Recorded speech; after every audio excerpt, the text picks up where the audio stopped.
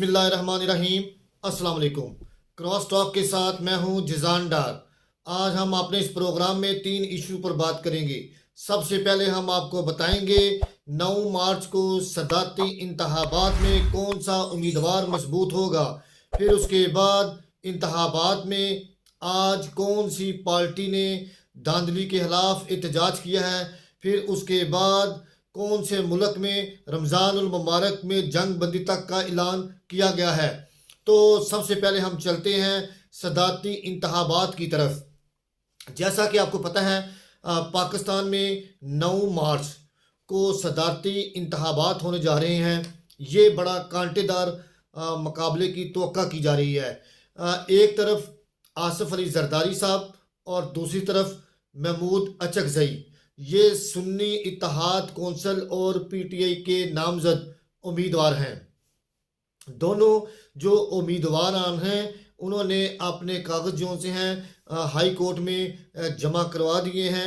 आसिफ अली जरदारी ने अपने कागजात जो से हैं वो चीफ जस्टिस को जमा करवाए हैं।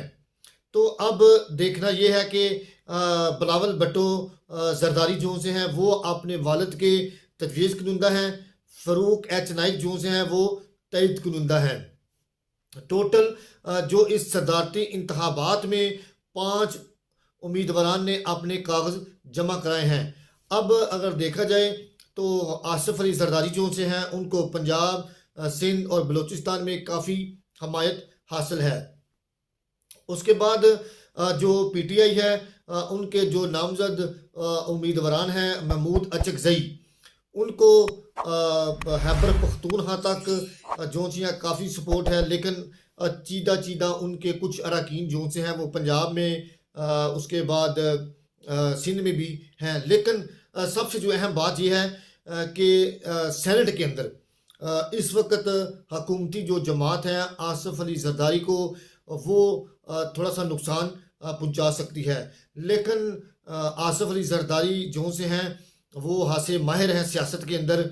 वो जो जंग की बाजी होती है, जीत की जो बाजी होती है, उसको पलटने के बड़े माहिर हैं। लेकिन आसिफ अली जरदारी जो से हैं वो भी अपने वोट के लिए हर एक के पास जा रहे हैं। एक एक वोट की जो कीमत है वो बड़ी महंगी है। और उसके बाद अगर देखा जाए तो महमूद अचकजई जो से हैं वो आज मौलाना फजल रहमान के पास गए वोट मांगने के लिए। तो उन्होंने वहाँ पर कहा कि मौलाना साहब हम और आप जो से हैं कट्ठे हम एक तहरीक का हिस्सा भी बने रहे। उन्होंने काफ़ी यादें भी आपस में एक दूसरे के साथ दोहराई।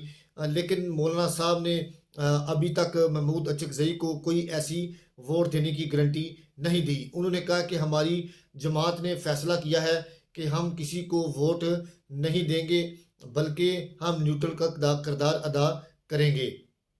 तो पीपल पार्टी की तरफ से ये कहा जा रहा है कि हम मौलाना फजल रहमान को मना लेंगे, वो आसिफ अली जरदारी को वोट देंगे।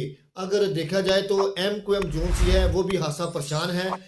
MQM भी जो सी है पीपल पार्टी आसिफ अली जरदारी को वोट देने के हक में नहीं, क्योंकि ये उनकी पुरानी रवायात के मुताबिक है कि वो पीपल पार्टी को पसंद नहीं करते। फिर भी पीपल पार्टी की जो जमात है वो MQM से वोट लेने में कामयाब हो जाएगी। अब अगर देखा जाए तो महमूद अचकजई जो से हैं वो एंटी इस्टेब्लिशमेंट है।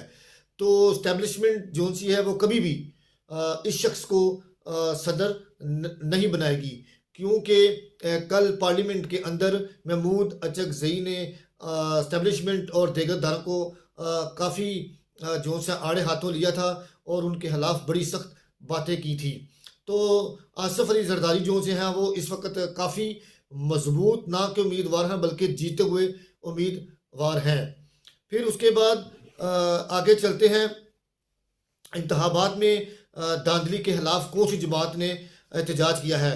आज पीटीआई की जो जमात है उन्होंने मुल्क गीर एहतजाज किया है।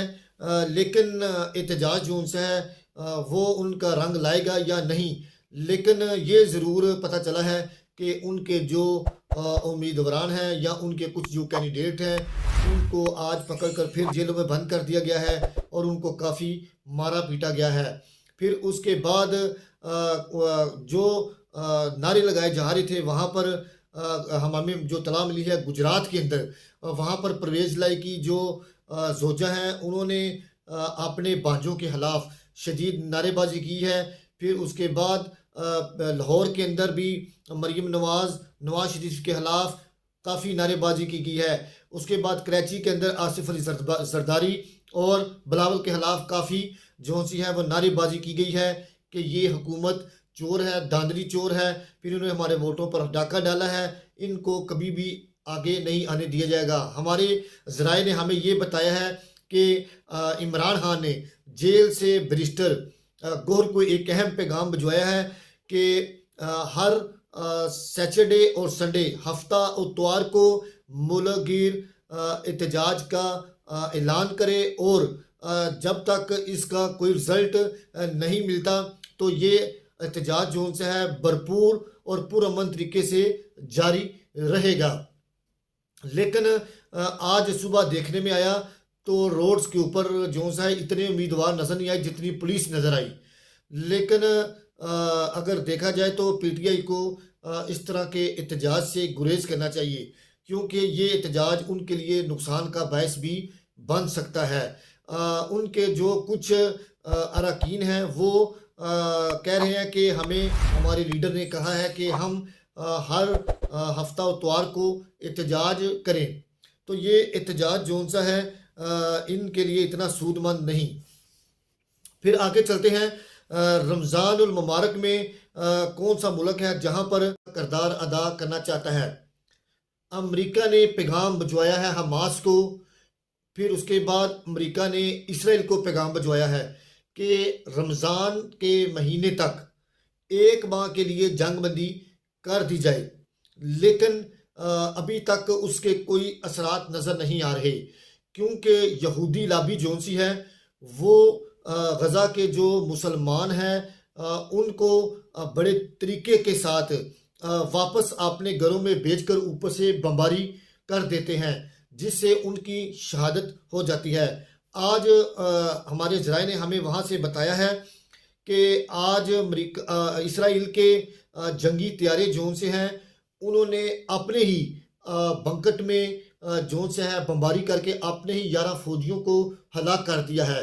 वो कैसे? क्योंकि उनको पता था यहाँ पर गज़ा के पनाह गुज़ीन रहते हैं, लेकिन उनको गलत बताया गया, लेकिन उन्होंने बमबारी की तो जब नीचे देखा उन्होंने अपने ही लोगों को मार दिया। अब रफ़ा के अंदर जो लोग वापस आ रहे थे तो उनके ऊपर भी बमबारी की जिससे 100 से लगभग ऊपर जो वहाँ के लोग हैं उनको शहीद कर दिया गया है। तो अब अमेरिका की तरफ से ये भी क्या कहा गया है डोनाल्ड क्या कहते हैं बाइडन की तरफ से कि गज़ा के अंदर खुराक की जो तहसील है उसको फौरी तौर पर वहाँ पर पहुँचाया जाए, वहाँ पर क्या का बहुत ज़्यादा खतरा है। फिर उसके बाद WHO ने भी वहाँ पर ऐलान किया है कि गज़ा के अंदर अगर खुराक ना पहुँचाई गई वहाँ पर एक बहुत बड़ा क्या आ सकता है। तो अभी तक हमारे ज़राए ने वहाँ पर हमें ये भी बताया है कि वहाँ पर कोई हॉस्पिटल अभी तक जोन से है मौजूद नहीं है। तमाम हॉस्पिटल जोन से हैं उनको बमबारी कर कर गिरा दिया गया है। एक हॉस्पिटल जो बचा था उसको भी गिरा दिया गया है। वहाँ पर मेडिकल डॉक्टर्स और दीगर जो रफ़ाई इदारे हैं उनको भी तबाह बर्बाद कर दिया गया है। गज़ा की अभी जो सूरत हाल के बारे में हमास और इसराइल के दरमियान जंग बंदी का फ़ैसला नहीं किया गया क्योंकि हमास ने कहा है कि इसराइल जोन सा है वो हमें बात कुछ करते हैं और बाद में हमारे ऊपर बमबारी कर देते हैं। हम अभी इस वक्त किसी किस्म की कोई इनसे जंग बंदी नहीं करेंगे। और दूसरी तरफ इसराइल और अमेरिका ने यह भी कहा है कि हमारी जंग गज़ा के साथ नहीं बल्कि हमास के साथ है। हमास ने यह भी वाज़ा कर दिया है कि अगर ये जंग कई सालों तक मुहित रही तो इसका नुकसान बहुत से ममालिक तक जा सकता है। फिर उसके बाद हमास ने बताया है कि अगर इस जंग बंदी का इम्कान जाहिर किया गया तो उसमें जो सा है हमास मिस्र के अंदर मिस्र या तुर्की के अंदर या देगर किसी मुल्क के अंदर बैठकर इसके ऊपर मुज़ाकरात किए जा सकते हैं। लेकिन अभी तक जो सा है हमास के जो रहनुमा है उन्होंने बताया है कि हम अभी जंग बंदी की तरफ नहीं जा रहे, बल्कि हम इसराइल यहूदियों का डट कर मुकाबला करेंगे और इनको नस्दे नबूद करेंगे। फिर उसके बाद इसराइल को जो सा है काफ़ी दचका भी लगा है, क्योंकि जो वहाँ पर उनके जो कुछ बैरी बेड़े हमास के रास्ते से आ रहे थे वहाँ पर भी रूसियों ने बमबारी करके उनको तबाह बर्बाद कर दिया है, उनको ख़त्म कर दिया है। अब जो सा है मज़ीद जंग बंदी का इम्कान नज़र नहीं आ रहा। लेकिन बाइडन जो से हैं बार बार ये कह रहे हैं कि गज़ा के अंदर जो सा है जंग बंदी 1 माह के लिए की जाए। अब अगर दूसरी तरफ देखा जाए तो आलमी जो बरादरी है उनको बेशुमार करारदादें दी जमा कराई गई हैं, लेकिन उनके ऊपर किसी किस्म का कोई अमल दरामद नहीं किया गया, क्योंकि इसराइल के हाथ जो से हैं वो खून से रंगे हुए हैं। उन्होंने गज़ा के मासूम शहरियों के ऊपर जिस तरह बमबारी की है उनके खिलाफ आलमी अदालतों में केस चलना चाहिए। लेकिन अमेरिका कभी भी नहीं अपनी यहूदी खिलाफी के खिलाफ जाएगा। यह हमेशा अमेरिका इनको सपोर्ट करता है कि इनके ऊपर बमबारी की जाए। अमेरिका एक तरफ जंगबंदी का ऐलान करता है, दूसरी तरफ बमबारी कर देता है। ये मुनाफिकत का आला दर्जा है। अमेरिका का ने अगर बुरा हाल अफगानिस्तान की तरह करवाना है तो वो इसराइल और आप इसकी आंखों के सामने खुद देखेंगे। अमेरिका को अफगानिस्तान से शिकस्त हुई, इराक से शिकस्त हुई, अब इंशाल्लाह अल्लाह के हुक्म से गज़ा के अंदर भी इनको शिकस्त होगी और यहूदी लाबियों से नस्ल नबूद होकर रह जाएगी। लेकिन जो आलमी जो अदालतें हैं वहाँ पर भी शदीद किस्म का एहतजाज किया गया है कि गज़ा के अंदर इसराइल को दहशतगर्द करार दिया गया है और जंग बंदी का ऐलान किया गया है। अगर इसराइल जंग बंदी नहीं करता तो हमास ने वाज़ह तौर पर कहा है कि इसराइल और अमेरिका इसके शदीद असरात देखने के लिए तैयार हो जाए। बहुत शुक्रिया।